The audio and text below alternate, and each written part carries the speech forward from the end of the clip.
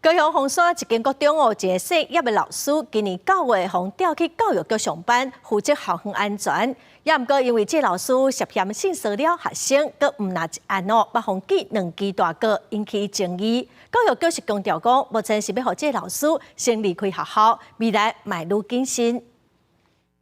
当然讽刺啊，好像开玩笑的笑哈，我们把那个学校的笑改成开玩笑的笑了。考试又是老师的调令是一个笑话，高雄市教师这个工会积极起诉，对假日性骚扰学生遗魂的老师轻轻放下，要甲人改骗，佮甲伊调去负责校园安全的单位来上班。企图打开女学生的那个厕所的门。还有一个案子是他趁着女学生回来学校拿成绩单，就触摸她的手。工会列出的这个老师的争议事件，发现伊伫咧任职伫凤山某一个国中的时阵。 特别因为追求毕业女学生互检举，这届佮互申诉，涉嫌伫咧毕业旅行的时阵开女学生的便所门，嘛涉嫌伫咧中昼休困的时阵倒伫女学生边仔顶爬行争议。经过调查，有4案成立，记2大过，说是借调到局内来任职，互明代抨击，这是另类的升官。有惩处表示什么？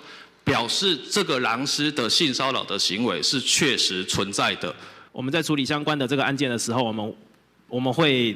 就是通盘的去做考量，甚至是有这个疑虑的这个部分，不要在教学现场。看涉的案件，老师调去校安室，教育局证实伊是负责着工程安全、在后经费学校等等的业务。这个调职是为着要互伊离开教学的场域，未来针对人事的聘用嘛，搁较认真。记者王柳婷、林昭宽报道。